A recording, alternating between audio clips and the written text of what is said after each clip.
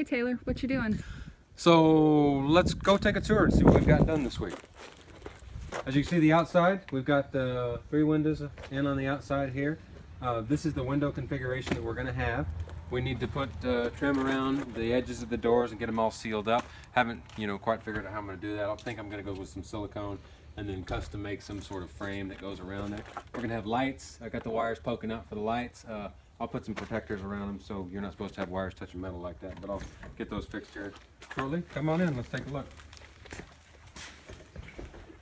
So what we did mostly this past week, over the last 3 days, is getting this area down here finished. So right here we're going to have a pantry.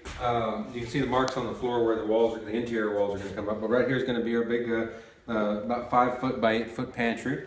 We're going to move over here. There's going to be a small office slash kind of nursery room area. The door is going to be cut out over here to go into the main room. And then down there is going to be my office kind of study area. We got our OSB walls up and our OSB ceilings up, nice and sturdy and stable. Worked out very well with our metal studs.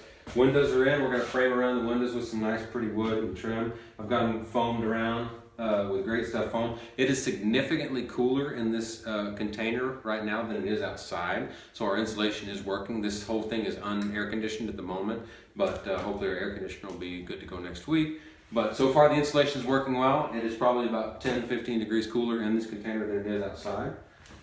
Been real happy with the OSB, looks very good. I'm going to go over some of the edges with a sander, sand off some of these edges and these areas where it's kind of cracked a little bit where my screws made some messes, and then we'll go through and we'll caulk all these edges and caulk over these screws before we paint. We've decided to stay with the OSB for our wall surfaces, and it'll give it a nice texture for now. But if we decide to change it later, it'll be a great substrate to put other things onto. We've got our C-channel going all the way along the bottom, 6-inch wide C-channel that I can run my wires through. They're just kind of sitting here at the moment, but we'll be ready to go with wiring through there, and then our interior walls, and then I just need to cut out a few more doors in this area, and that should be good to go in that aspect. Let's go look at the kitchen real quick, what I've got done. It's a little bit cluttered and messy because we kind of brought everything in because it's supposed to rain over the next couple of days. But kitchen, we've got it all framed in. I've got the majority of the electrical in as far as just running the wires. We're ready right now to bring in our cabinets. We brought in this is just a piece of foam that's the same size as our island that's going to go in here. We were using it for just a mock-up of how the sizing is going to be.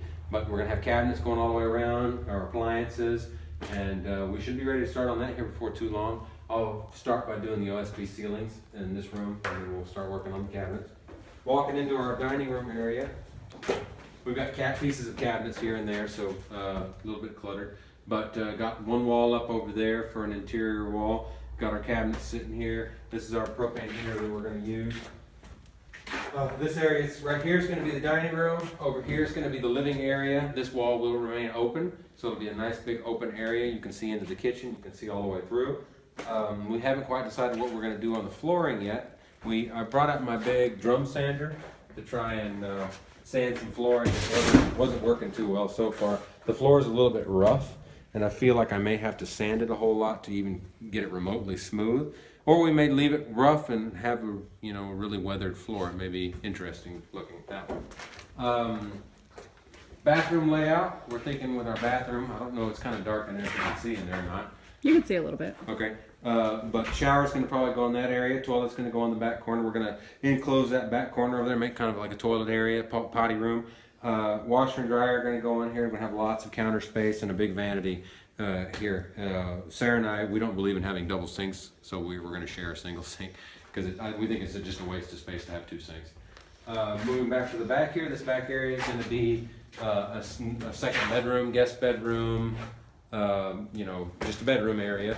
We're going to put some windows in that corner over there. I'll have to take that one piece of insulation out and do windows like we did in that front bedroom with the corners where I can see out both sides of the house at one time standing in one spot.